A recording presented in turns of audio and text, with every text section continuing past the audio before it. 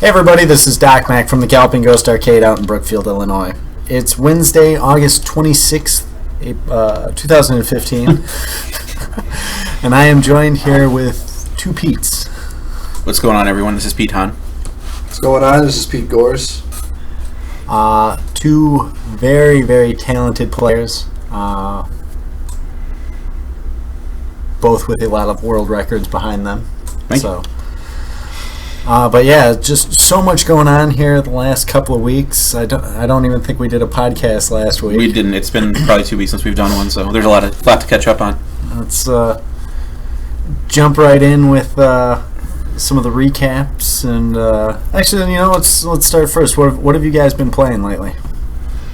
I have been playing Martial Masters a little bit. Like, I'm really enjoying the game. Like, its scoring is a little wonky. Like, you don't get point bonuses for your first round, but only the second round. Like, the second round you win. So, like, the scoring seems lopsided, but I'm having fun with it. Like, the game looks beautiful. It's a lot of fun. Definitely a great looking game. Mm-hmm. We had that was recommended to us by Aaron Ozens when he was out helping us with the T20 tournament. It's a good recommendation. Absolutely. Visually, I was familiar with the game before, but never played through the entire roster. And there's definitely some really great characters in there. So, have you? I know you just recently took the world record.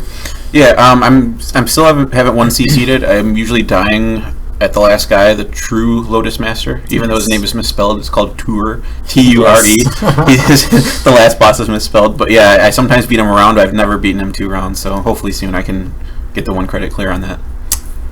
Is that all you've been really focusing on lately? Not too much. I've been also doing a little bit of X Multiply. I still haven't managed to beat my score. I played it the other night when Danielle was here. Like, I got to as far as I've gotten, but I didn't beat my score.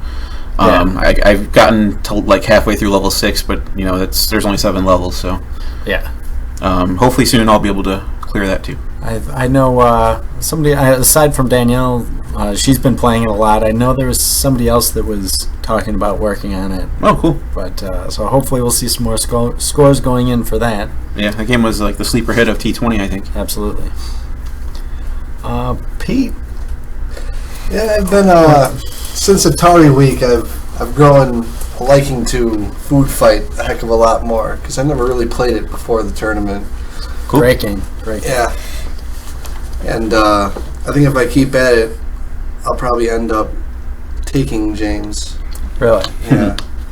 It'll be quite something to do though. I know that's James really likes that game. Yeah. And I know he's been off working on so many other games. And huge shout outs to James White, who had surgery on his knee recently. Yeah, so he's out nursing that and recovering. Yeah, so we wish him the best and hope he makes a speedy recovery to the arcade. He had, I know he wants to come back. He has his, Shillo had recently taken his Forgotten World score. Yeah, there was also another score, Aliens, I forgot to mention. Yes. Julian Rodriguez, who's put up his second world record here. He had Toki put up a few months ago, but he took Aliens not last weekend, but the weekend before. He managed to beat James by like 3,000 points, so it was a narrow victory, but he did manage to beat James' score on that. I know Haruza was working on that one too, so Haruza might be able to challenge that. Yeah, he's over like 150k now when he's playing. Yeah. It's been a lot of Sean Quigley just put up a new. Actually, he put up was he the first to put up score in Trog prototype? Might have been Duke. It was Duke. Yeah, you are correct. But Sean beat his score though. Yes. And then also recently, there's a new Airbusters world record. Yeah. Jamie beat that score that Rocco held for years. Like, it was in late 2011 that Rocco set that. Yeah. So that's really impressive. I know they have a little tournament going on between a few people to see who can clear it first. So that'll be interesting. Yeah, that's been great. That a game that I personally had played that a lot on the Genesis, and it's a pretty obscure shmup, but definitely a lot of fun. So I was very happy when we were able to add it to the arcade floor. And it's great to see so many people getting back into a game that was kind of overlooked when it first came out.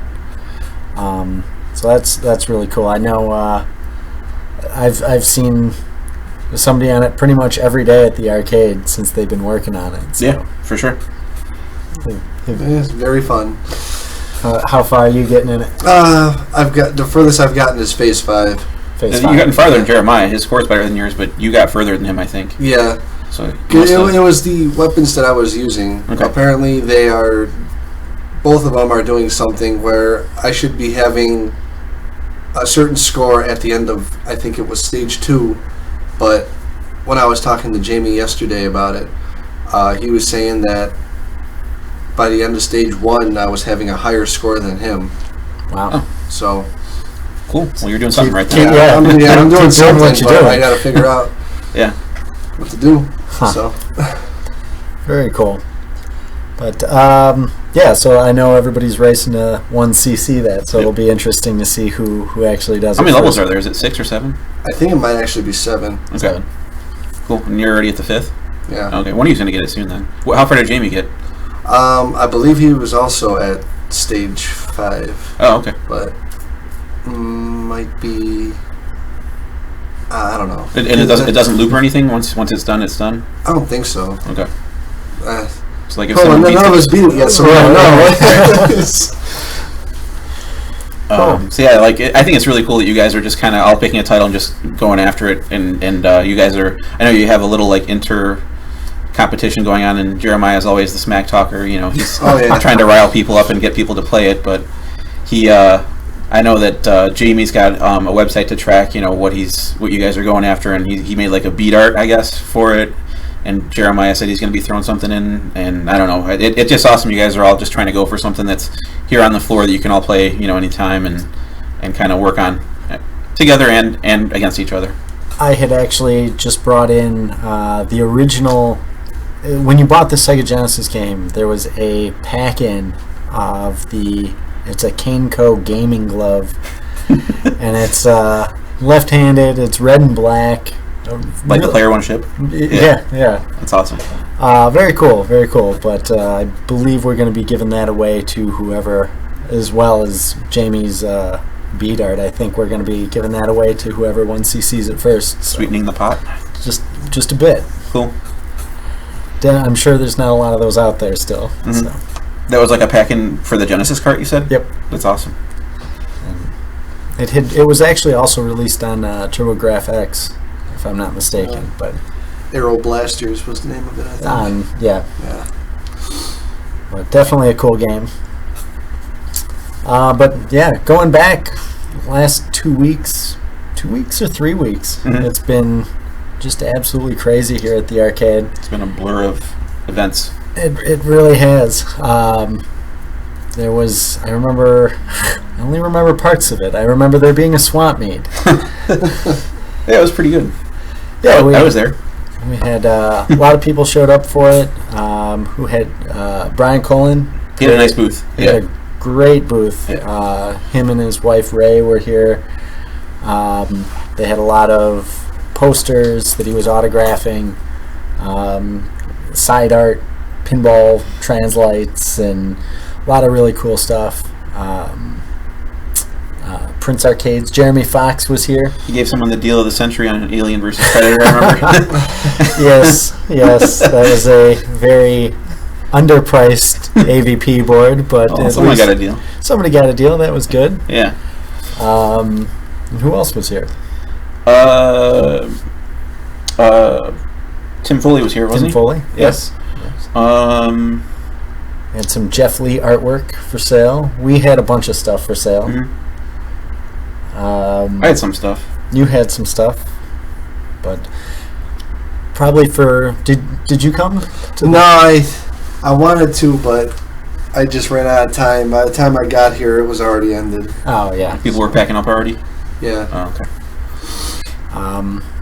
Did you pick up anything? I don't think I did. I mostly just sold stuff. Yeah. Which was fine. I'm fine with that. Well, before, a few days before the swap meet, I had bought a Contra board from Mike Beal. Yes. Because like last swap meet, he was trying to sell it and no one bought it. So I'm like, hey, do you still have it? Now that I've sold some stuff, I can get this contra board. Now I have a cabinet to put it in. Now I'm eventually we'll hook that up to it. I haven't yet, but yeah. So yeah, I didn't get anything at the swap meet because I kind of already spent the money on that contra board. He gave me a good deal on it though, so shout outs to him. Cool. Oh, Mike Jensen was here as well. Oh, that's right. Yeah. He traveled in from out of state, and we had picked up a Donkey Kong Jr. original dedicated cabinet from him. Mm-hmm. And then we ended up picking up a couple of monitors from him as well. We also picked up a Mappy original Midway foldy pop-up card. Where is that thing at? It's currently on my desk. On display. I've been been trying to figure out. We've been picking up so many smaller, cool things, and I don't know where to hang them and display them. Our front display case is getting pretty packed with stuff. Yeah.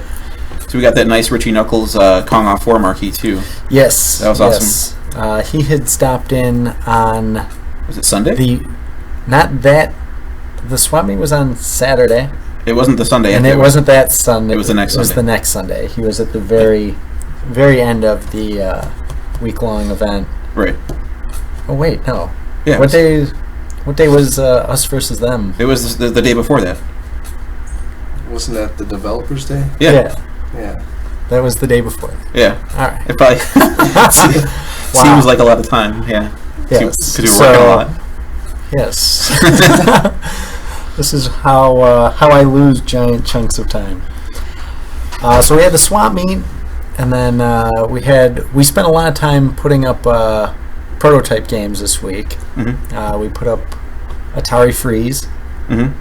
which was given we had picked up a board from Mike Vinacore. Oh, cool. Okay. Who's a former Midway guy. Mm-hmm. We had done a trade, and he had included it as part of the deal. Great Atari game that was supposed to come out in '96 that never did. And then, I forget his first name, but Rick Dunn, I want to say, is his name. He donated an original cabinet to us. Oh, that's right. It was the one that was that War Total Assault or whatever game. It had been converted out. Yeah. It still had the sticker tags in it saying there was a Freeze the Cat, which didn't end up even being the final name of the game. And he didn't know we had the board, so he just donated it, knowing that it's a cool prototype. So, but yeah, then we put that on the floor. Also on the swap meet, we unveiled 2 of our other prototype games that were generously donated to us by Brian Colin. We got RC Squared, which was a game that was being worked on by Electronic Arts. Mm-hmm. And it was the 1-of-1 prototype cabinet. Wow, that's 4-player, right? RC Squared, yes. Yeah, okay.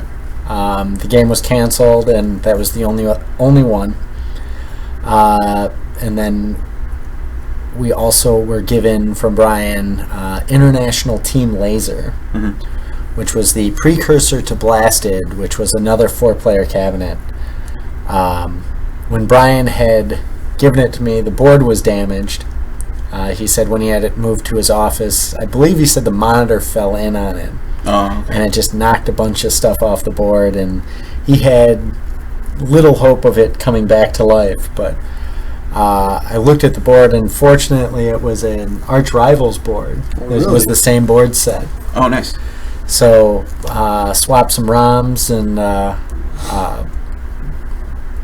preserved everything, backed up the ROMs, of course, and had to change one jumper, and then it fired right up. So that's awesome. It was 2 1-of-1 cabinets that are now on the floor. So it was definitely we were very happy to get those, and it's an honor to have that Brian trusted us to have them out and let people enjoy them. So. Mm-hmm. We also had Trog Prototype. Trog Prototype, yeah. that went up as well. Yeah. That was I started talking to George Petro, who was one of the original creators, and the game was originally much different than what he had than what it became. They call that pack trog because you're basically just walking around the maze and collecting the eggs. The eggs. Yeah. So the original version, you controlled a floating hand, and you had to put up bone barriers to guide your dinosaur to collect the eggs and then get them out of the exit Before Trog ate him. before Trog ate them. Yeah, I was watching Pete play that last night. It was a lot of fun. Well, the volume was cranked, so I couldn't not watch him lower the volume. But the sound effects are crazy loud. We're crazy loud now. It's good. But the game looks like a lot of fun, though. Like, it looks totally different, though. I think if we actually had more than just one person playing the game, like multiple people, the prototype would be a ton of fun to play. It's definitely a lot different. I personally, and George Petro said the same. George preferred the original version of it. Was he under pressure to change it, or could he not say that? It wasn't testing well. People were finding it difficult. You definitely had to kind of be walked through to play it, just because there's really not a lot of games like that. Mm-hmm. So it was testing good in groups. It wasn't testing very well for single player. So they told him, change this up or your game's getting canceled. Oh, wow. Yeah. You can definitely see in the prototype, the cutscenes all make a lot more sense. Like you see Trog, it's telling a much better story. Like Trog is thinking about attacking the bones and stuff, and he figures out that he can break the bones if he hits them a certain amount of times. And they weren't able to create new artwork for the Pack Trog version, so they just kind of made it fit, but it didn't make 100% sense. Okay. So the original, again, that's how George wanted it, Mm-hmm. and we're very proud to be able to have both versions so people can enjoy them. Yeah, if you haven't been in the cabinet, it basically just has a push button on the right side, just under the control panel.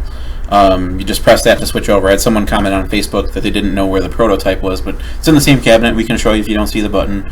But so far, we've got a few people already getting into it and starting to put up scores, and I think people are really enjoying it. Yeah, for sure. I hope to myself get a few more games on that. This was also Atari Week. Yep. Was another our big Week tournament. week-long 10-game Atari tournament. Definitely a lot of fun. Did you? He came in second. Yeah, He took the lead from James before James Right. couldn't come in Saturday because James was at Icon. Yes. And then after Mazes came in on Saturday and sniped him. He came in. I was trying so hard to cement it, and I was working on the games that I had the lowest scores in. So like Indiana Jones, I was sitting on that for like a very long time, and I was also trying to up Lunar Lander again because Jamie Tibbetts came in and then beat me in it, and I still wanted to have that first place spot. And I think there was I think Millipede I worked on too, and I couldn't improve that one. Yeah. So I'm like, I guess it's good enough, and I guess it wasn't. Yeah. What was your favorite game of the tournament? It would have to be Food Fight. Food Fight? Yeah. Had you played much of that before? Or? No. No. I've only seen footage of it, and I've always seen the demo whenever I was walking by it, but it just never really appealed to me because it just looked like it was kind of lame. But after I sat down and started playing it, and then you pull off some really awesome moves in a level, and then you complete the level, it'll do it. Let's see that again, and then it'll play little cheery music as you run around and whatnot. It's so cool. It's a really cool game. It's definitely a really cool game. It's definitely with the replay ahead of its time. Oh yeah. And that stick, it has a very unique stick that uses a gimbal. It's a gimbal stick in there. That's weird. Yeah, Is it like it feels like potentiometer? an analog stick is what it is. Yeah. I mean, Wow. If the game could have been ported anywhere, probably the 5200 probably would have The fit one the that bill. absolutely. But yeah, Mozzie's took the Atari week at the end of it. The ace of it, the arsonist of Atari. The ace of Atari, we should call him. Starting fires. So we will be getting his commemorative plaque for the wall.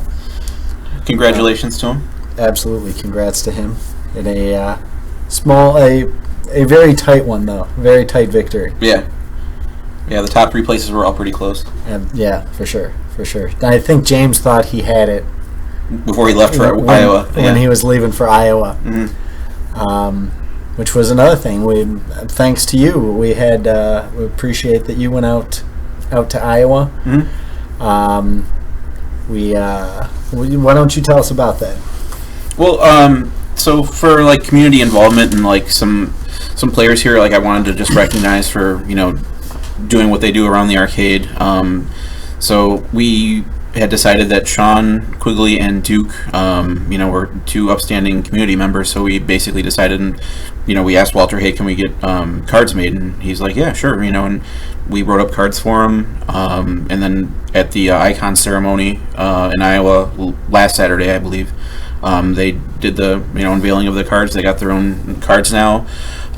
Their cards aren't for scoring feats. I mean, I mentioned the centipede thing and Duke's, but they're more for like, they're more about his recycling efforts, like to get our program going, for his generosity and, stuff that he does, all like he donated that Pac-Man Plus marquee, stuff like that. Sean, like picking up James from Spain at the airport, like stuff like that. They're both outstanding community members, and we wanted to recognize them for that. Not necessarily our scoring feats, because they both have house highs here, but we just wanted to say thank you for being great community members. So I went out there with them because I thought it would be cool to just have someone there to be with, from your local community, to be there when your card is given. James Whitestad also got a card too. Yes. So that was really cool. He does a lot behind the scenes for all our events here, like at T20. He went and got pizza and cake and all that stuff. So this is more about the community involvement stuff than the scoring stuff at that point. For sure. That was a tough one, not having James here, because on that Saturday we had our Us versus Them Developers Day, which was a ton of fun. We had Jeff Lee, who he's here often now, but it's always great having him by. Always dapper looking. Yes.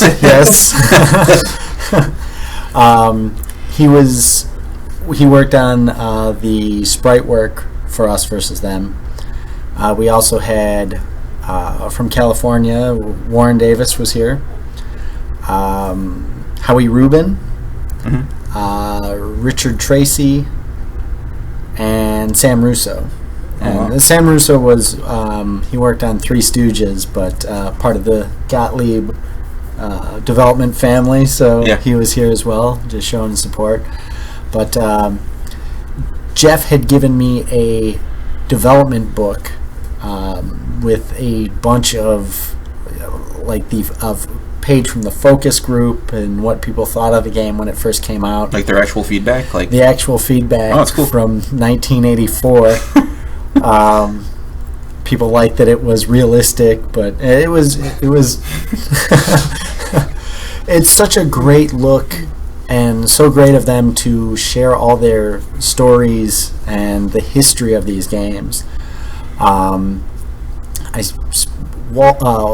Davis had probably 400 photos, Polaroids, from the time when they were actually filming the game, and they were loading up onto this Lear jet that they were going to be flying all over to get the terrain shots.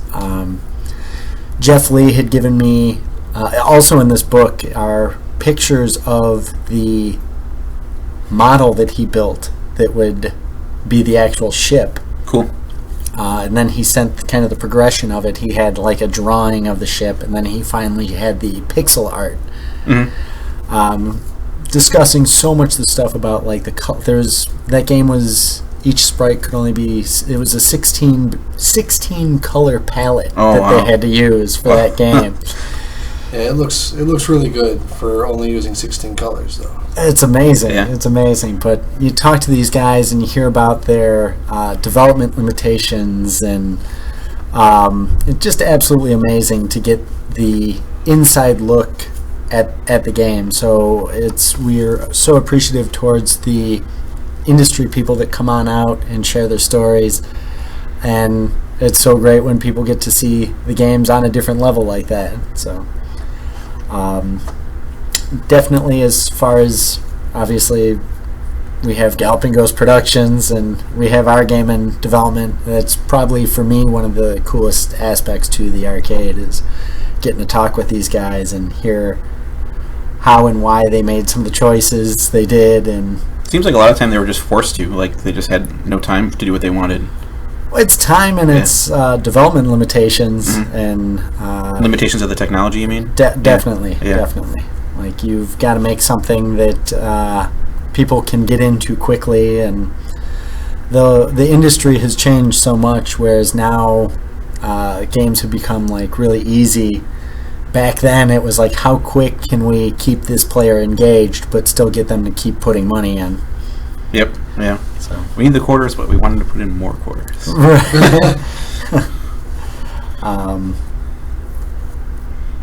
Let's see, and then what else did we have going on that week? We had just last weekend. Well, what else? Well, that Thursday, that was our actual. That's the anniversary, the 13th. That was August 13th. Yeah, I think so. Yeah. Make sure we didn't have the event on the wrong month. August 13th was our official anniversary, and we awarded our 2015 Gamer of the Year, which just happened to be you, Pete. Han. Just happened to be. Just happened to be. Yeah. Congratulations. Yeah. Thank you. It's a huge honor, and I feel totally humbled to be selected, because there's a lot of great people it could have been. Yeah, there was definitely 3 front runners that we had, and it's like every year. There's a lot of things that we look at. Scoring wise, there was so many things that you did, like your Vendetta score, and just so many. I couldn't even tell you how many world records you set. It just was truly amazing. A lot of the players were nominating you and saying it has to go to Pete Hahn. Oh, that's awesome.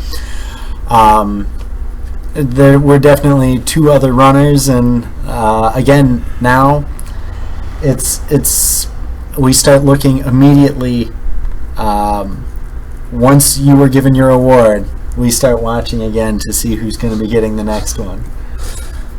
Cool. And we watch all year long. We take everything from community effort and to scoring to just all sorts of things to see who's going to walk away with the actual ghost. The ghost walks away with you. Yeah.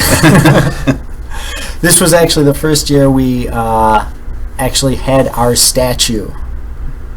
We were able to present all the previous Gamers of the Year, Matt Rocco, James White, Matt Walters, and Fred DeHart, with their actual Galloping Ghost Gamer of the Year award, which is it's the actual model of the Galloping Ghost. It's pretty awesome looking.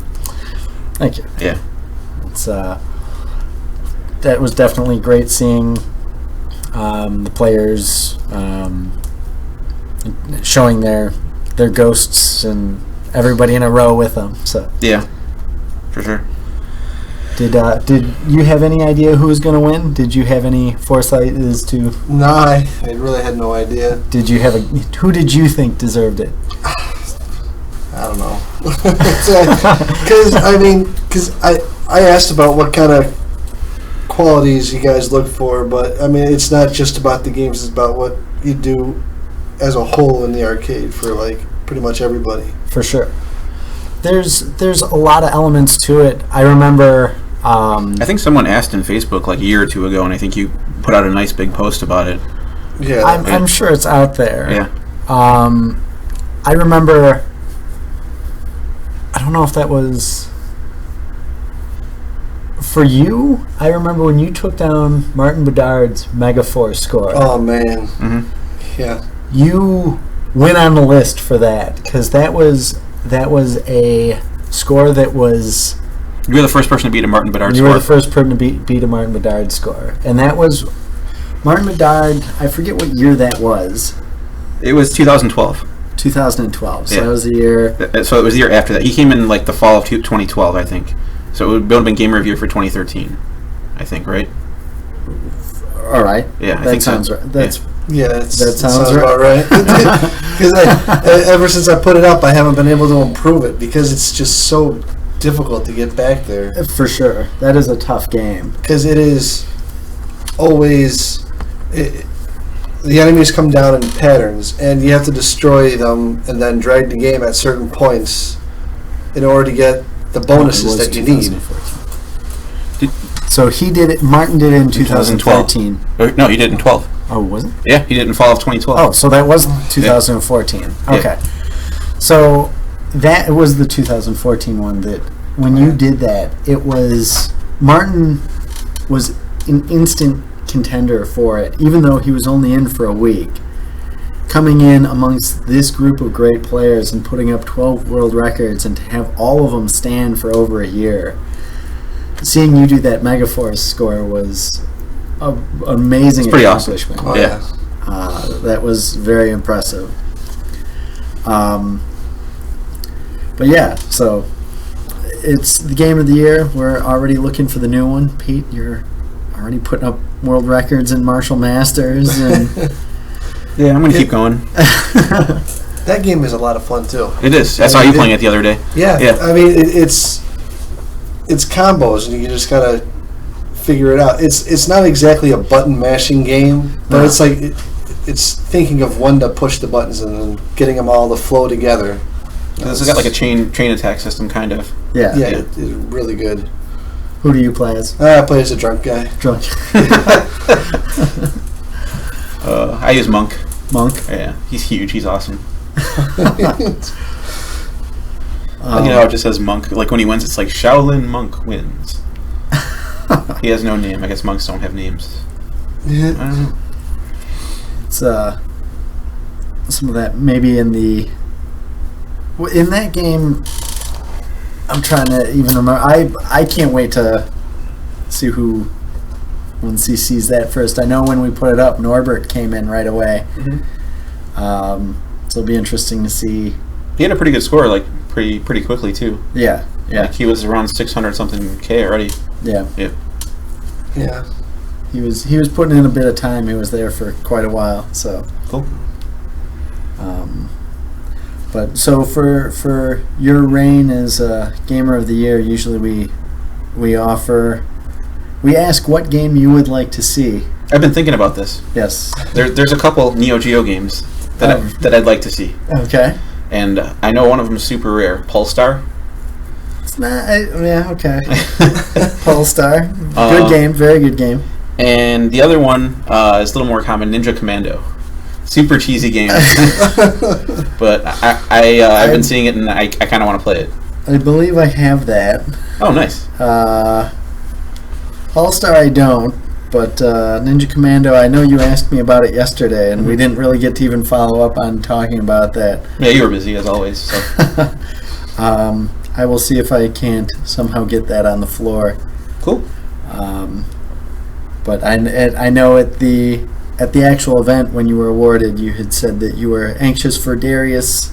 Yes, extremely. Like any of the Darius games, but Darius Burst and Other Chronicle, like that can't get here any sooner. So hopefully those postal people work fast. It is on the way. We're finally, our Castlevania 2011 arcade machine is supposed to be here tomorrow. Wow. Okay. No space for it, so it'll be over on the production offices. So won't be officially on the floor for a bit, but I don't know. Maybe if tell us you listen to the podcast and say that you want to play that in particular, and maybe we'll take you over to the production side and Tell us what we should take off the floor to make room for it. nothing is coming off the floor. That won't be happening. I'm usually pretty against that. I know. But yeah, it'll be great getting Darius and Castlevania over here. And both huge cabinets, though. Both are massively huge. But, is there any other games that you plan as you're starting out your reign of 2015 Gamer of the Year? Is there anything else that you're going after? I might actually be. I haven't decided yet. I'm definitely want to improve my X multiply score, but I also I'm thinking about going for Ghouls and Ghosts, which is another Martin Bedard score.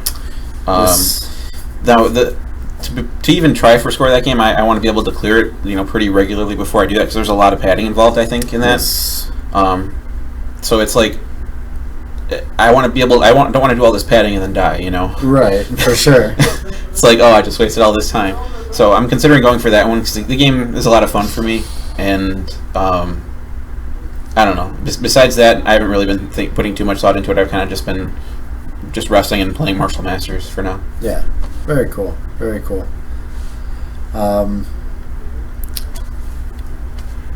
Let's see, what else has been going on? We just that was pretty much the. Oh no! On Sunday we had Richie Knuckles out. Richie Knuckles with his daughter Faithy. They were here. Mm-hmm. It was his second or third time out here. Definitely really awesome having him out. Mm-hmm. He was trying to get Eugene Jarvis to come in with him, but he couldn't make it. But George Petro did stop by. Yep. Who we have out pretty regularly, and got to show him the Trog prototype, and just really awesome time. It's such a great time talking with George and hearing all the stories. He was showing Sean Quigley and Duke how to play Trog prototype. Yeah, I think those guys have a hand up on everyone because they got first-hand knowledge. Inside knowledge on it. Unfair advantage, no. But we took a bunch of pictures while they were here. George is working on something really cool for us. For us? For the arcade, okay. Yes. That I'm super excited for. But I won't say anything more than that. But expecting another one-of-a-kind game nice edition here at the arcade soon, courtesy of George Petro. I was super impressed by watching Ricky Knuckles play Space Invaders. Absolutely. Yeah, like he's just watching him play that. Like he's got it down. Like he times the rhythm of the shots to he shoots one shot every. I don't know. Like he times the cadence of the game with a shot, so he knows exactly when the spaceship's going to come out and when he needs to shoot. Yeah. Then just to watch him clear the screen after he. If you hit the spaceship at a certain time, it's 300 points, so he knows exactly when to hit it. Otherwise, it's only 100 points. Right. So to watch him just hit it repeatedly, and then just roll the score on the game, it was pretty awesome to watch. Yeah, it's definitely watching him playing that and pole position, and he's so good. He showed I don't know if it was Duke or Sean. He was showing him the Phoenix trick. Oh, the glitch where you get all the points? Yeah. But that was definitely a really, really fun night, having Richie out. He gave us a nice marquee, too, for Kong Off 4. So. Great marquee for Kong Off 4. Bunch of copies of King of Arcades. So very much appreciated, and huge shout-outs to Richie for everything that he does. And we really appreciate when he comes out here and spends some time with us. So. Yeah, totally. It's just like hanging out with one of the guys. He's so just down to earth. It's really cool. Yeah, absolutely. So that was Sunday, and then I remember some stuff happened, and then Wizard World happened. Some stuff. Yeah, we had a ridiculous week getting ready for Wizard World. Just so much preparation. Huge shout outs to Caesar and Mike, who are the guys who contacted us and said, hey, they were like, we want to give you a bunch of space, kind of similar to how they did FanFest. but we want you to bring a lot more stuff, and we're able to bring just under 50 games, I believe. I was going to say, the floor was kind of empty. It felt like more... It wasn't empty, but it was noticeable. Yeah, I mean, there was a lot of room to walk around. Yeah, those kids that were sneaking behind the machines, and I had to get them out of there. It was spacious. They had initially wanted us to bring 80 machines. Wow. Oh, jeez. And just logistically, that became kind of problematic, as it was still going to be a busy week here. And we had a lot of the industry people that we were bringing with us. We had Jeff Lee, creator Qbert. We had Brian Colin, who is the creator of Rampage. Then from Mortal Kombat, we had Daniel Pesina, John Parrish, Rich DeVizio, Philip Bond, and I believe that's it. Cool. I saw some pictures of some Team GGA guys playing. That was pretty cool to see those. Yes. Yeah. We had Sunk and Jeremiah and Phil Pops and Max, and we were running tournaments all weekend, and just absolutely amazing time. There was just so much stuff going on. We did an episode of Con TV, which we had all the industry celebrities there, and GGA Max was there, and that was a lot of fun.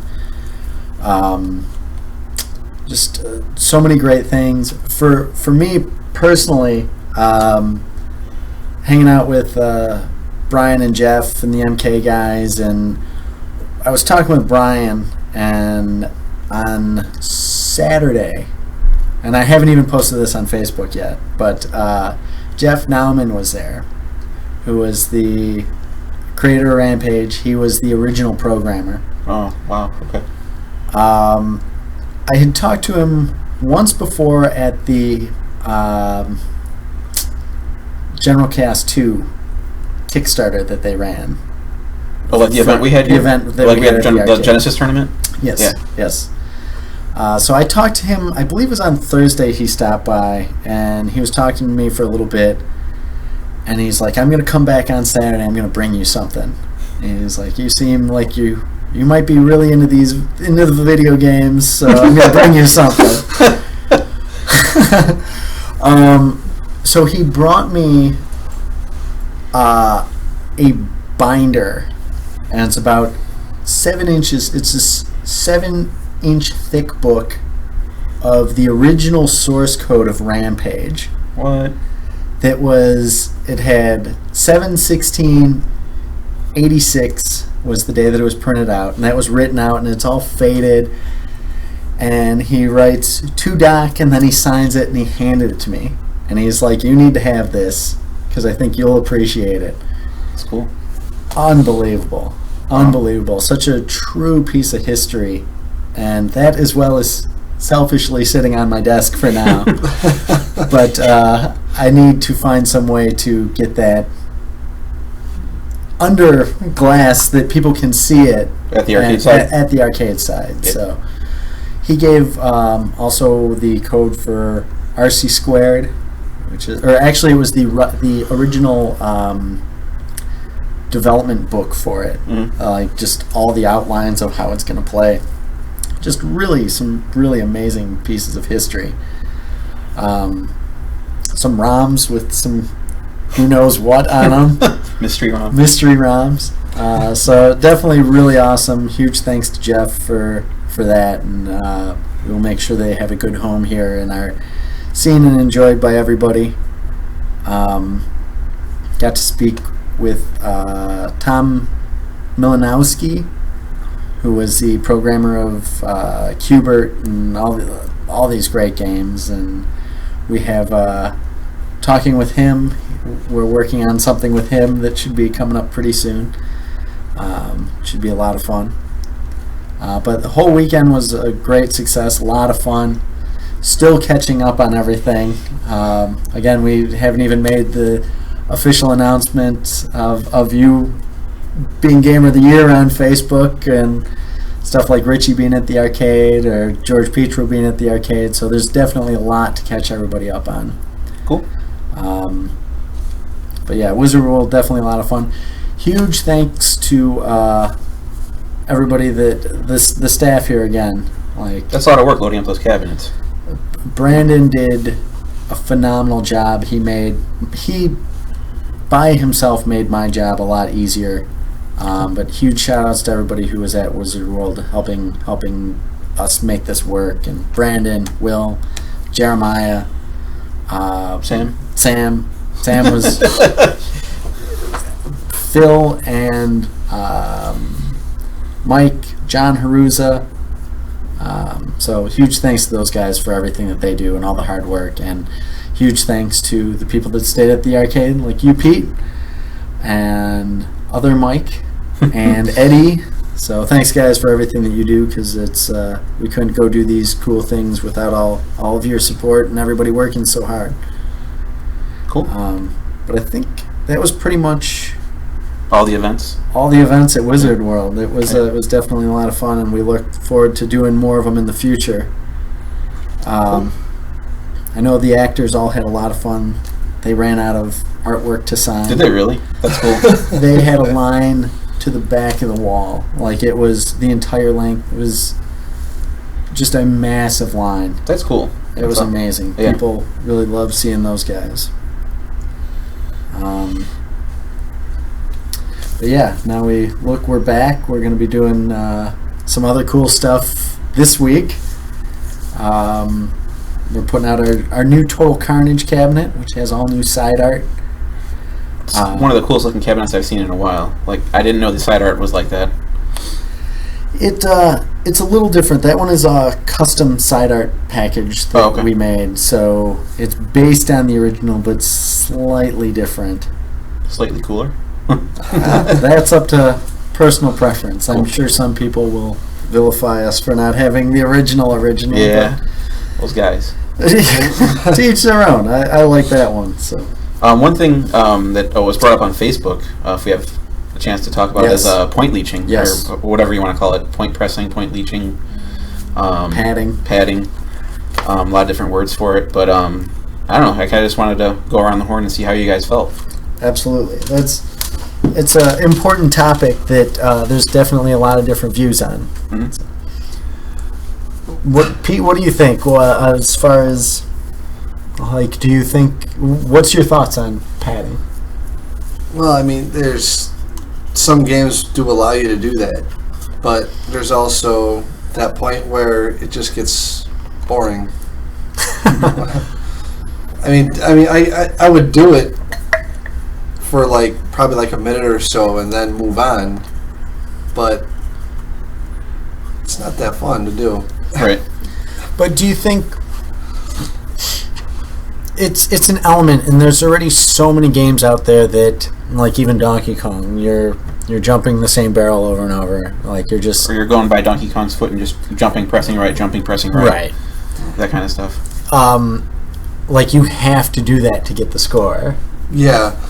Well, for games like that, though, I mean, there's a timer to it. Mm-hmm. But the games that don't have the timer, it's just an endurance test. How long do you think you can last before either you die or your hand gives out? You die or you just press on. Like, do you think? And it's hard to. It's so late with there being so many scores. Like, it's hard to. Like, you can see where they try to make rules like that. Like Twin Galaxies having rules in play. Like, we can use Splatterhouse, for example, where they didn't want you multi-killing the final boss. And the whole game, if you play it perfect, like, your score is very low. It's like 200K, right? It's about 200,000 points. And that's the thing. Like, where scoring, it does have to be something more than just finishing the game in some instances. Should it be handled on more of a game-to-game basis? Or what's the fix? Like, because... Like, what's the criteria, you mean? Right, okay. Midnight Resistance, for example. Mm-hmm. There is one part in the game where you can finish the game. The game is not a very difficult game. But there's only one place where a point source keeps regenerating. Okay. And it's in this conveyor belt scene. And they're not worth very much, but it's literally the only place that you can get more points than what's out there. Mm-hmm. So it comes down to, do you sit and just...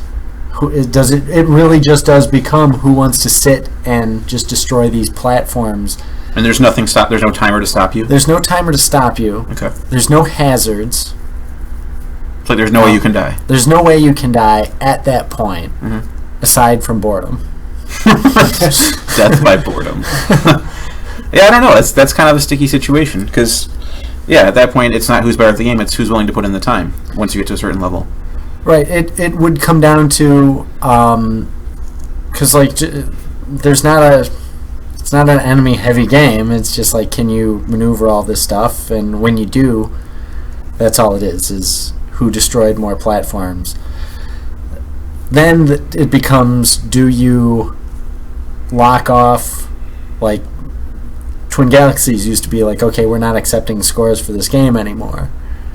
Oh, right, what do they call it, like grandfathering or something like that, where they would not accept any more submissions? Yeah, it's just like, this is the world record for it, and it's done. Yeah. And they create like a new track with like specific rules saying you have to move on at that point. Well, and that's kind of thing. Like, for that, there's in Midnight Resistance, either you do it there or you don't. If you put a cap on, you can only destroy this many. The best you can do is tie it. Mm-hmm. But then it really becomes, if somebody does get one more, like, it's a higher score. Mm-hmm. And, like, it's hard not to acknowledge that score. Right. Yeah, I think that's why you have to look at it as like from a game-to-game basis, because every game is going to be slightly different. Either it's like it's going to have a way to either it has a timer, either one that you see or one that you don't see. Like the Contras remind me of that. Like Super Contra and Contra, like they do have a timer. If you just sit there for a while and keep shooting, enemies will keep pouring out, but eventually you'll die because there's going to be an unavoidable attack that's going to get you. So in that game, the score to get that Super Contra score that I got, I had to press as long as I could. That was a really hard score to get because the timer was near the end every time I killed the boss of the level. Mm-hmm. So for that game, it makes sense to, you have to press while you can, but too long and then you die. So there's a risk. Right. Where there's no risk, then you have to look at the individual game. Like I know it comes up as a question in Asteroids, like, can you destroy everything and just go after the saucers? Right. And I think Twin Galaxies is now saying it's fine, you can saucer hunt as much as you want. Right, because it's always a risk. Yeah. Right. So I guess the best way for me, like I'm, if I were to be asked, I would say I'm pro padding, like pad all you want, because a lot of these games, like, I would say most of the games are not played the way the people that made them originally thought they were going to be played. I mean, players destroy games when they get out on the into the wild, and sure. Unfortunately in the past there was no way to update, until we got to like the MK days where they put new ROM chips on there. Then they could change stuff they didn't like, and now there's online patching, but there wasn't a way to change the stuff before. So now if it's in the game, and it for me it's like, do what you can to break the game. That's me as a Cyrex player thinking, though. Like, do whatever you can to break the game, because the programmers didn't write rules for you to abide by. They just made the game. Right. But there's so many, like a lot of games, especially a lot of the classic stuff, they had, scoring was an element, but they had no idea. Like, we can look at Blasted at T20. Mm-hmm. You can spend a lot of time just not actually playing the game and just shooting objects in the background, and your score goes up and up and up. Mm-hmm. Do you think some games should have more criteria added to the scoring thing, so to prevent stuff like that, if possible? If you can stall the game and make it not ever progress, if there's no timer, there's no risk to you dying, then at some point I think you have to say something. But other than that, I say let it fly. Yeah. But yeah, if there's a risk of you dying and doing what you're doing, then I say that's fine. What do you think? Sure. It's all good. Yeah. Well, you know, this kind of came up. We were talking. This was probably a year ago. Double Dragon. Remember, there was a guy that came in and he would just do the knee bash, walk away, and do the knee bash and walk away. Yeah, and I was surprised you didn't allow it because there's a timer in the game. But you said no, this is not going to be allowed. No, because it is that Stalling the game thing. It's stalling the game. Mm-hmm. Like, it's kind of like, and this has been a concern of mine way back since Castlevania was It's a huge leeching game. Yeah. right. It comes down to just getting to the level like With the red skulls? with the red skeletons. You get your triple fire water and Right, yeah. and you're just making your points, and then it just becomes... Twin Galaxies tried to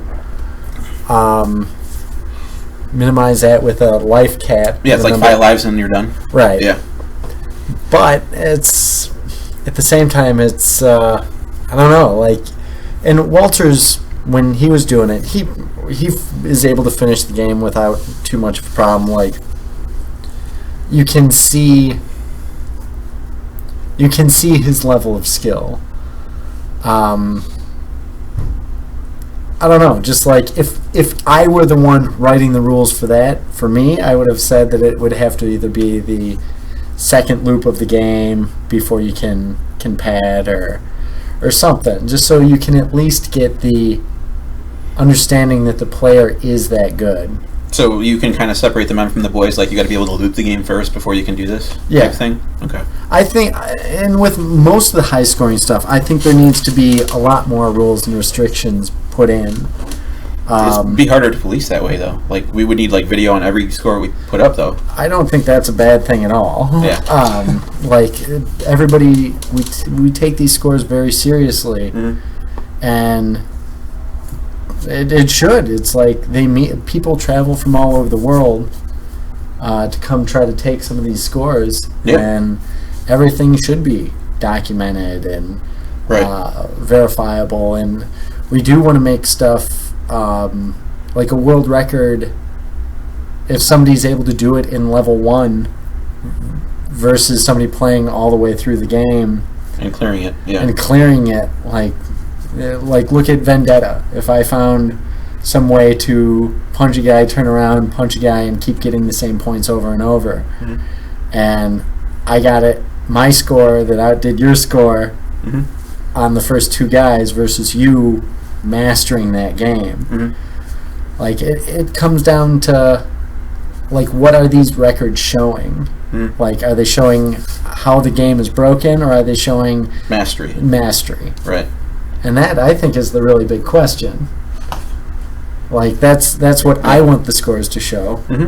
But which is it? Is it just whoever's number is the highest, or is it something more? I mean, to me, I would rather have a score that shows mastery. Like, for example, Brian Sheilo has the world record in Final Fight, but if I were to play the game, I would want to play as Hager, but he's not a high-scoring character like Guy and Cody. So even if I beat the game, if I got farther than Brian did, because he came pretty close, but he didn't beat it, I probably still wouldn't beat the score, but I would beat the game. So I don't know which one I'd rather have, my name on the top of the machine, or be able to say I could 1 credit clear Final Fight, and that's kind of what we're looking at there. Well, and that was a new feature that we pressed David Hernley to add to Orcade. Was the checkbox to have 1cc acknowledgement on there, and we're able to check it, but it still needs to be implemented elsewhere in the site, so you can sort by games that you've 1cc'd, and cool. It is a definitely something that I think also needs to be tracked and is very important. You mean like tokens, like on the top, like where it says your tokens, like number of games cleared, it'll just show up there? It should, yeah. Oh, okay. I think that would be... Yeah. That would be incredible. That'd be cool. So you got a lot of clears here. How many times did you clear Haunted Castle? And that one world record you cleared it like I don't know. 8 We'd times? have to go back and look at the footage. Yeah. Yeah. I think it was 4 times. Okay. And it looks like you can keep going if you feel like it. Yeah. Yeah. My intention was to see if there was a kill screen, if you managed to get all the way up to 99, stage 99 or whatever, and then I just forgot all about the game. You know, I'm like, well, you have it down. I'm sure it would come back to you quick. Like that muscle memory would come right back to you. It's really the enemy placement, knowing what's coming when and where and when to whip. Because I have ingrained in my brain the hitbox for my guy, the hitbox for the whip, and how far the enemy needs to be before I can actually make contact with him. To me, that shows mastery there. Yeah. Like, you have mastered that game.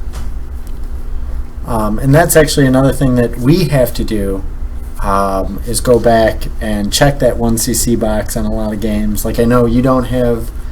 That was put in so far after. We need to go back and make sure that we check that for your score. Is Solar Assault a 1cc for you, too? No, I haven't beat it yet. Oh, okay. You're right there, though, right? Yeah. Right at the end? Yeah. Since you can't see Gorz here, he's leaning back in his chair like, why me? Because I love that game so much. And it's just that that boss, but with the 3 lasers that come out, it's just so spotty. I haven't figured out where exactly the hitbox is on my ship to avoid it. And usually that's where I end up dying. But after I beat him, and then it starts throwing all this stuff at you, I just can't handle it. You know, I don't know where the safe spots are or how to judge the depth from how much room do I have before I got to move out of the way, sort of deal. Yeah. And there's obstacles that you got to avoid too, and you got to fly. Kind of like how certain scenes in Us versus Them, you got to fly your ship through this little hole or that little hole. It's like that. Wow. And it's all the while avoiding enemy fire. Yeah. I mean, it's insane. Yeah. Well, and again, it's one of those where I'm sure everybody has their own opinions of it. But I think there's bigger stories to be told on scoring and 1cc's. Like padding, it is so game specific. It is. In some games, it's hard to pad. In some games, it shows skill and mastery. But some games, it's just literally doing the same thing over and over with no chance of death. Right. So that's why it's best to look at game by game, I think. Who was the guy that took the Cadillacs and Dinosaurs score from me? He barely beat you. I can pull it up real quick. Yeah, because I was discussing with him on the page about I told him, judging from your score, you're just where I died. Charles Metz. Yeah. Yeah. He says he just went down the elevator shaft, and that's pretty much where we ended up too. Yeah. Okay. So I don't know what character he used, but you are only like 8,000 points behind him, like 99.94% of your score. We died in the same general area. Yeah. That's crazy. 800 points? Yeah, or something like that. Yeah. Yeah, 800 points. 800 point difference. That's like one hit. Yeah. A couple punches maybe. Yeah. It was that Walter guy coming in out of nowhere.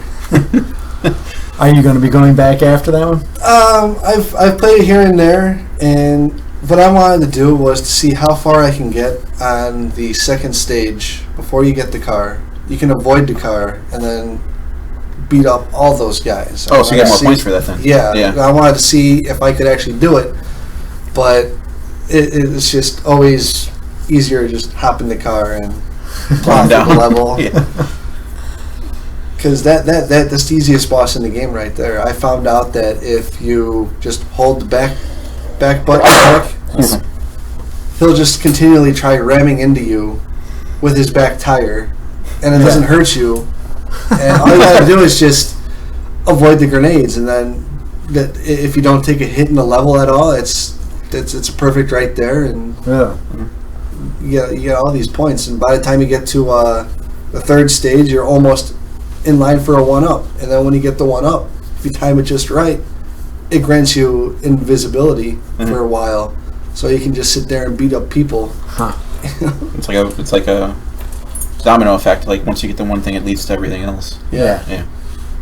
I meant to ask you, what do you think about like the point pressing in games like Ninja Turtles, where like you hit back the Ninja Star and it adds a point, but like you might do that in the course of normal gameplay, so you can't really say like you can't hit Ninja Stars. That's a tough one. Like in the rule, you're not supposed to. You're not supposed to hit Ninja Stars at all.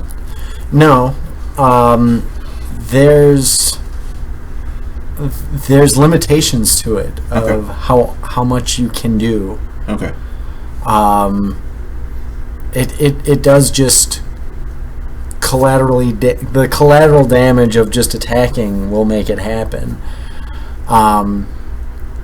But it does. There's a lot of instances, and that's a perfect example of where sometimes it'll happen and it's not even unintentional. Yeah. Not even it'll be unintentional. Yeah.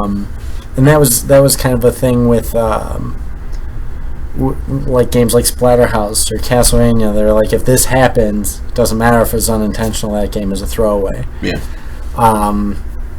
I think it was one of the bosses that keeps respawning.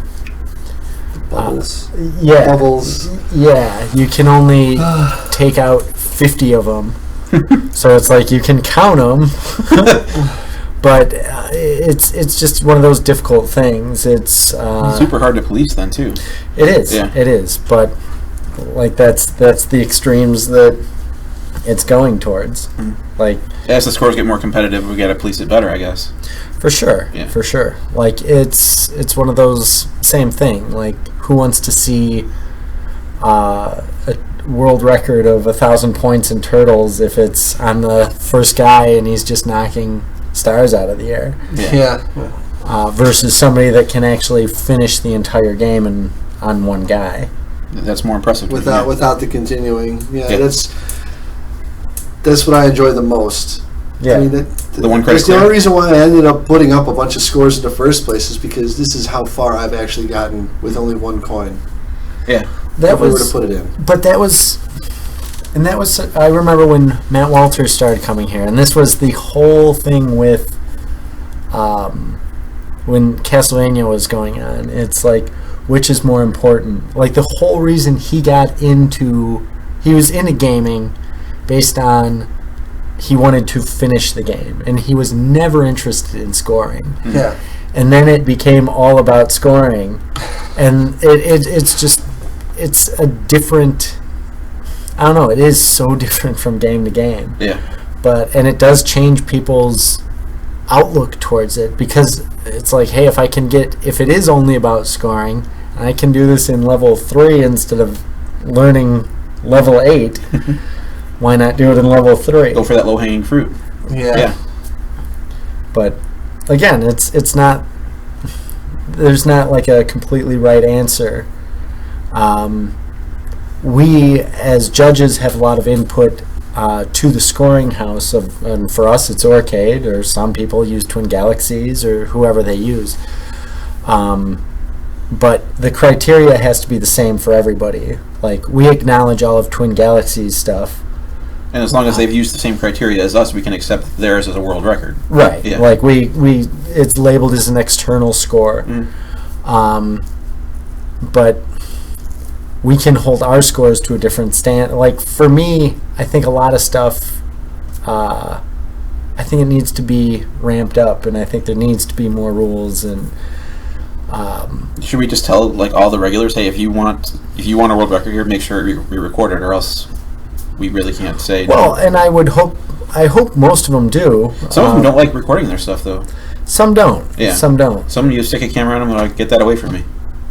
It's hard. It's distracting to them. They don't want the pressure. Sure, but that's part of it. Yeah. Like and sometimes it just happens when you're playing. When I was playing Darius last time, you were there. Right. Like, and it just I just started playing a game, and it was a casual, and it turned into the world record. Yeah. And I've done that myself. It's my last my narc scores. Your last it's one. Like it's not.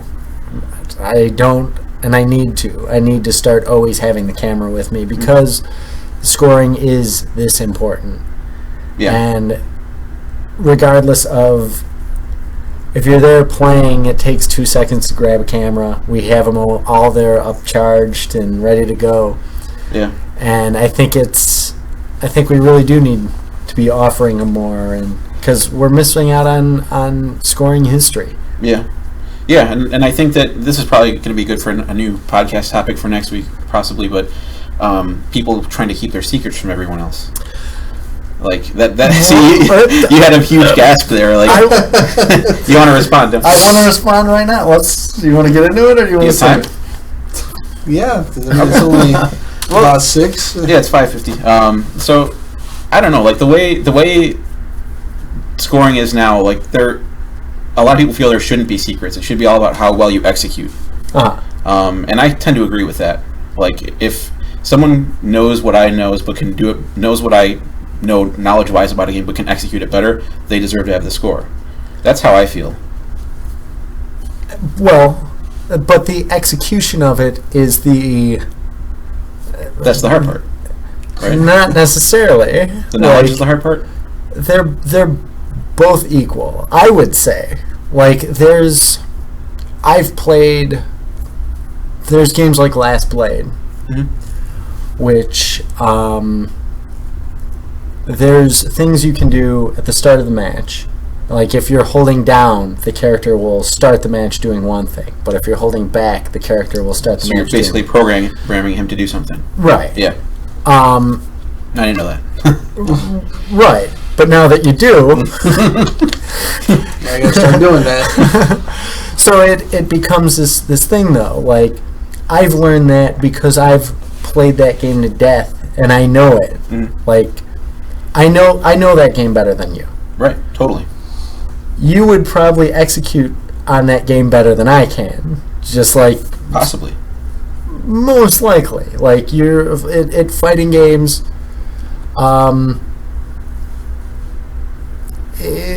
We can look at Fallen Angels. You just execute better. But it's that knowledge that, like in Last Blade, if we both played, I would still get the score. Like, if you gave me all your secrets and we both just said, let's go for it, you would win. Are you sure? If I gave you all of my secrets, yeah. Okay. You are, execution-wise, you're better. Okay. Dissecting the game and how it works, that's to me, and there's a lot of different ways that players can be better. It's like an out-of-the-box player.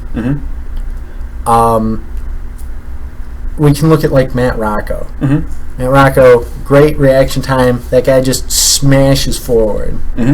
And he's a very good out-of-the-box player. Totally. So is James. So is James. James is very good. Yeah. They have high level of skill, very quick reaction time. Like me, I do it more on I understand how the programmers would do this game, which is what makes me work as an out-of-the-box player. It's different than Rocco and James, but it works for me. The players that grind out on stuff, they usually have a harder time getting scores early. Yeah, I'm one of those people. But it's one of those, it's the finding the knowledge. Like, there's the niche games that most players never pick up, and it becomes, it's like... So the work you're putting in should count for something, is what you're saying? Well, it's once the knowledge gets out there, yeah, like, that's all that's keeping the score where it's at. Right, but like I get that part. Like, but at that point, are we just like not holding back progress? Like, we're not advancing the score as far as it could go. Do you know what I mean? Well, but then isn't it just a matter of time before every game is maxed out? The grinding players have everything, and it's like there's the people that do so much of the research, and like sharing that knowledge is like such a, like, back in the day, no one shared anything. No one shared. Well, there was no way to do it. There was no internet. There was no YouTube. There's no internet. There's no YouTube. Yeah. Like, you can't keep your players in the bubble to where they're only playing. Like, everybody goes out and tries to watch videos and stuff, and that stuff is out there. But in doing that, you're not learning it how other people did it. Right, you're kind of secondhand learning it. Like, you're learning it like... It'd be like learning a new language. Like, you already know English, that's what you're programmed with or whatever, but learning another language is not... It's not going to be first nature to you. For sure. So, I totally get that analogy. That makes sense. Like, you're not learning it how someone would approach it with blind eyes. They're seeing it for the first time would. Right. So you're taking preconceived notions from someone else's play. For sure. Yeah. And, like, execution-wise, if you, say, Last Blade, you put up a score, and you hit your plateau, and this is your record, and this is all you get. If I came and took it, you'd be like, how do you do it, how do you do it, how do you do it? But it's like, you didn't figure that out. Like, you would need me to show you how to do it. Right. Because your play style won't change. Until I do something different. Until you do something different. So it's like, I agree in a lot of senses that you want it to be about execution, but at the same time, the knowledge is... It's part of it. It's part of it. Yeah. And I think the scores need to be documented, and like, we want... Like, if someone were to question a score, we'd be able to prove it. Right. Like, we would want to... And that's kind of the thing, though. It's like, who has the right to have the knowledge? Like, for me, and this has been one of the things that it's been a struggle for me lately, because as a referee, should I be allowed to have scores? Right. That was the old Twin Galaxies thing. Like, a lot of people didn't like the fact that Billy Mitchell could watch Steve Weeby's tape, but it didn't work the other way around. Right. Yeah. Well, and this is kind of like, this is the thing. Like, should a referee just be that? Like, can he be a player and a ref as well? Like, it's never hindered a score, but just to further the thing and get the knowledge of it out there. Like, I've got 20 some world records. Like, I could cherry pick players that could outdo my scores. Tim Foley, for example, wants to take the NARC score. He does not know how to play the game. Like, for score. For score. Right. Like, he has some idea, but he doesn't know all the little tricks and stuff. And it's like, I want to tell him, like, because I want I want him to do well in the game. Personally, that's I love that. I love having that score. That was your first cabinet, right? That was my first cabinet. Yeah. I'm proud to have the world record. I know the score that I have now is not even a great score, and I can do much better. But I don't know. Like, should the referees, like, if I showed him that and others, kind of like I did with Contactee, should that be out there? Should that be out there? That's tough. It's really tough. Because, like, you're in me as well, I'm in a better position to know what's going on behind the scenes, like, for some games, but I don't know, like, what do you feel? Do you think the knowledge should just be out there, or? Yeah, I mean, I like to share. Yeah. I like to share what I do, and then, other people can take it, and then they can form their own style with it. That's... But what if somebody, like, what's your favorite world record that you have? Is it Megazone? Megaforce? Megaforce.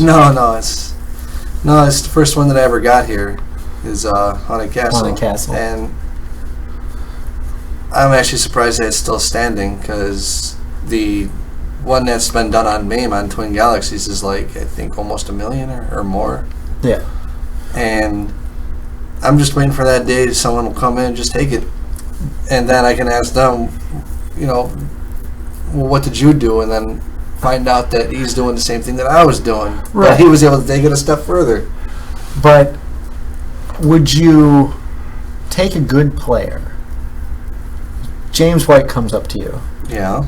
And is like, My knee hurts. No. Sorry. Show me Haunted Castle. And you make James White. He's like, oh, I get this now. And then he outplays you. Like, he just, not by much, like, but enough to where you have to play that again right now. To take your record back? Yeah, it's tough. Yeah, it would be.